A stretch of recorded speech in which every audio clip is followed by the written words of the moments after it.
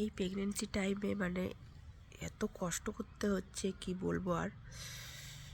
তো চুলগুলো যদিও পাতলা, কিন্তু শ্যাম্পু করা যায় না। এই কারণেই করা যায় না যে আমি যে জায়গাটাতে থাকি সেখানে কোনো রোদ থাকে না, ঠিক আছে। পুরো উঠোনটাতে 11টা বাজলে রোদটা চলে যায়। আর আমার উঠতে উঠতে 10:30, কারণ রাতে ঘুমোতে পারি না।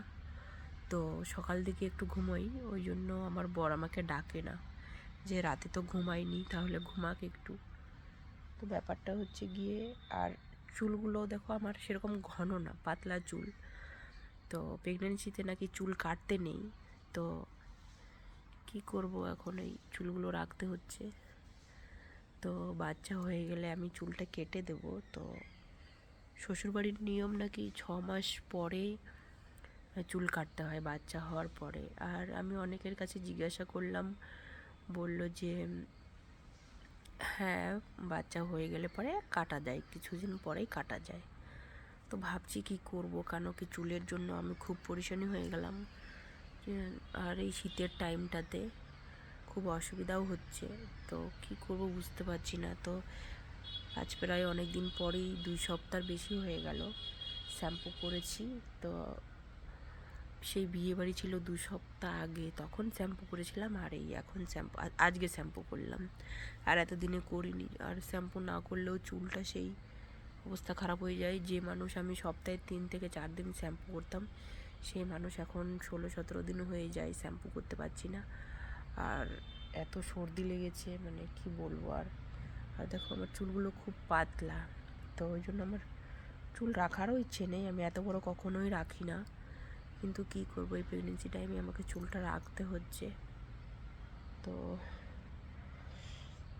একা একা থাকি, তো মানে অনেক অসুবিধা হয়, কারণ বাপের বাড়ি অনেকটা দূরে, আর শ্বশুর বাড়িও কাছে থাকলেও তাদের থেকে আমি কোনো হেল্প পাই না। যদিও হেল্প বলতে কি, তারাই দুজনই বয়স্ক, তাদের হেল্প করলেই ভালো হয়। তো যাই হোক, নিজেরটা নিজেই করে নিতে হয়। কিন্তু হ্যাঁ, আমার বর আমাকে অনেক হেল্প করে, কাজে, রান্না বান্নাতে, সব কিছুতেই হেল্প করে।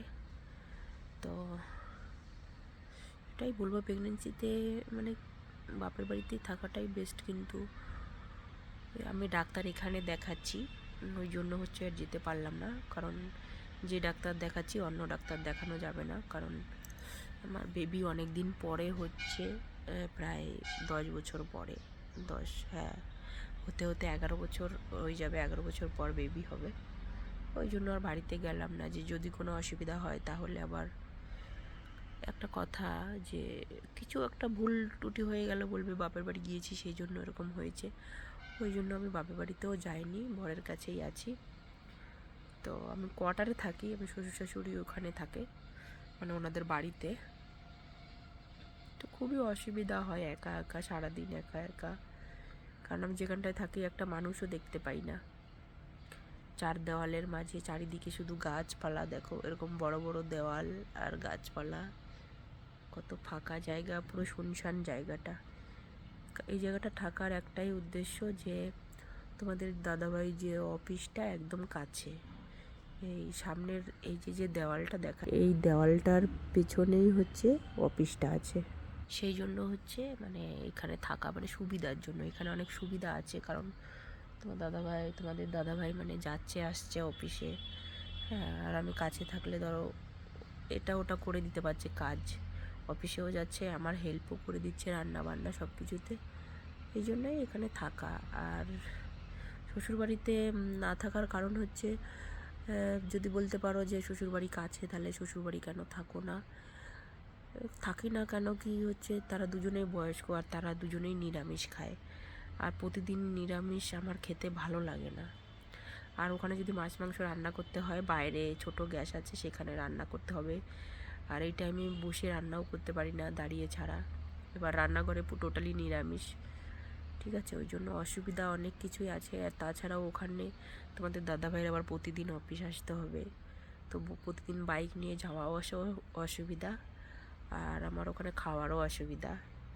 আর আমি ডাক্তার এখানে দেখাচ্ছিলাম, ওই জন্য একবার চলে গিয়েছিলাম, 2 মাস ছিলাম, আবার চলে এসেছি, যে না অনেক অসুবিধা হচ্ছে, সেই জন্য চলে এসেছি। তো এই হচ্ছে ব্যাপার, প্রেগনেন্সিতে একা থাকাটা খুবই কষ্টকর। যদিও বর অনেকটা হেল্প করে, অনেক হেল্প করে বর, কিন্তু তারপরেও প্রেগনেন্সি টাইমে একা থাকা খুবই কষ্টকর।